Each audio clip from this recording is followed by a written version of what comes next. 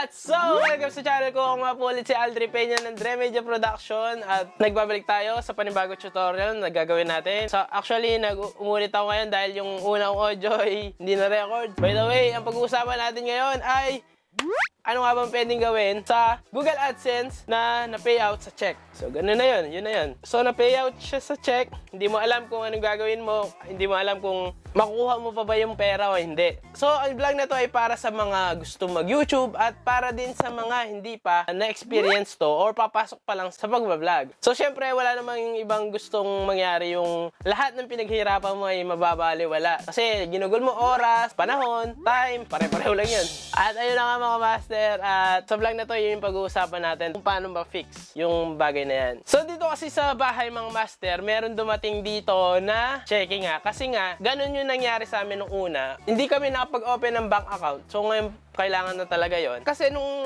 una nagva-vlog pa lang kami mga master, yung mga naunang nagva-vlog talaga, kapag hindi ka nakapag-set ng bank account, mapupunta siya sa Western Union. So ngayon kasi, kapag nag-start ka na sa pag-vlog at kumita ka na at nakakuha mo na yung threshold mo, ang mangyayari, mag-i-issue na cheque si Google AdSense para ipadala mismo sa bahay ninyo. Alam nyo ba kung ilang araw yon? 60 days lang naman.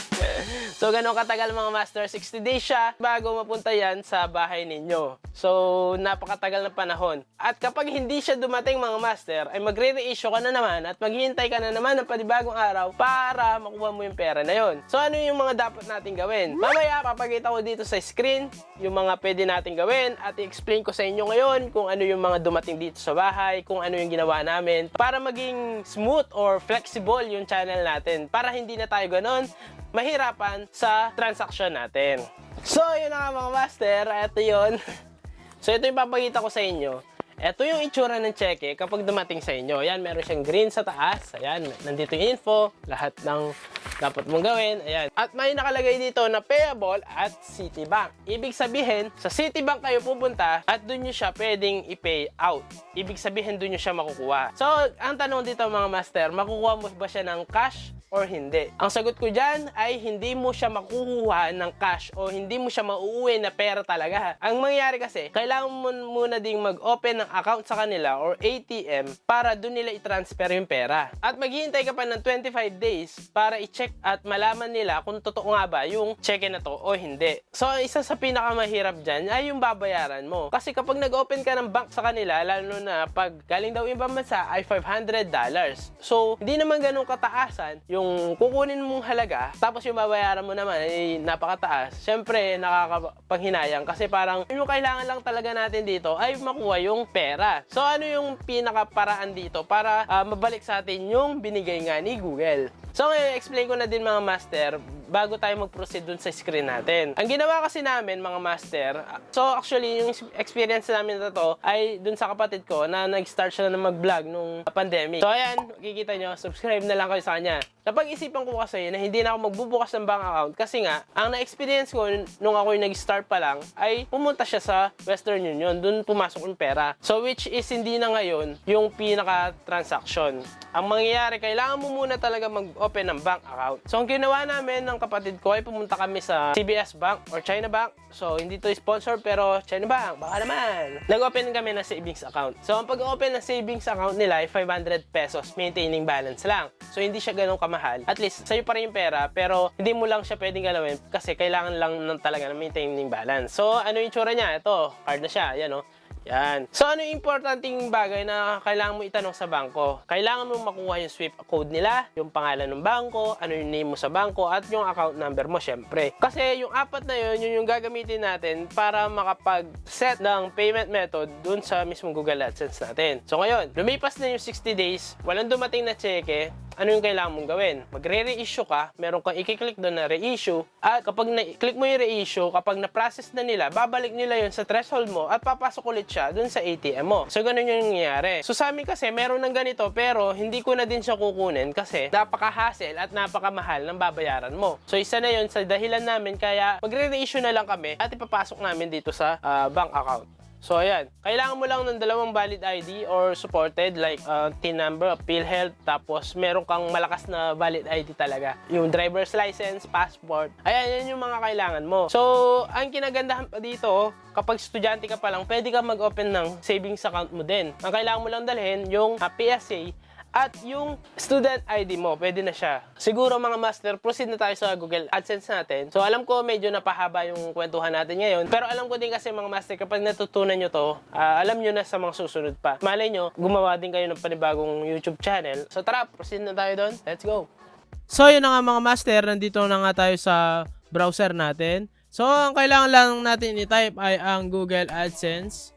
So ayan, nandito na tayo sa mismong homepage ng ating Google AdSense. So mapapansin nyo, meron siyang last payment na $212. Ito yung sinasabi ko, $212. Hindi naman ganong kalakihan habang nag-start pa lang. Then ito yung mga bago na pumapasok ngayon. So punta tayo sa View Payments. Pagkapunta mo dito sa View Payments, ang makikita mo ay ganito. Ito yung sinasabi kong threshold. Nakaset yung threshold namin ng $100. Kapag lumagpas na siya ng $100, dun pa lang namin siya makukuha at dun pa lang siya papasok dito sa bank account na to. Ayan. Ito yung sinasabi ko sa inyo kanina. So, para makita natin yung transaction natin, click lang natin yung View Transactions at dito siya mapupunta. So, na-issue yung cheque na yun last December pa. Ito. Yan. So, kung mapapansin nyo, pag clinic nyo yan, may lalabas dito na info. Ayan.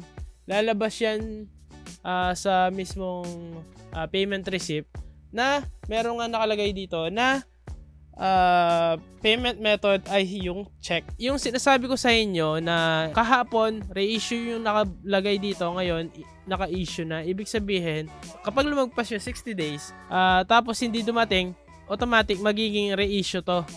Pinaprocess na nila para mabalik dito sa mismong threshold natin. So, kung $200 yun plus 59, magiging 259 to. At kapag na kuha na yung 259, ay papasok siya dito sa account natin. So, view payments natin. Kapag nag-view payments ka, dito mo makikita yung mga bank account mo na nilagay. So, may makikita kayo dito na add payment method. I-click nyo lang yan.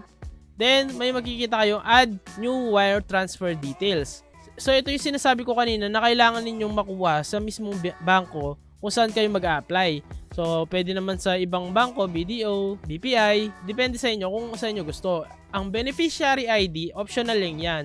Kahit wala to, okay lang. Yung name on the bank, kung ano yung pangalan mo sa bangko. Like for example, sa akin, Mang Jose, tapos dito sa bank name, like for example, BDO, dito sa Swift Bank naman, ito yung sinasabi kong Swift code kung saan ninyo makukuha yung code talaga. So, ito yung gagawin lang ninyo para makuha yon. Like for example, sa Security Bank na lang, Security Bank Swift code. Ayan, may lalabas dyan na Swift code. I-click nyo lang yan. Ayan o, ito, Swift code. Ito yung sa bank Swift code ng Security Bank. Pag sinabi namang BPI Swift code, ayan, lalabas din mga yan.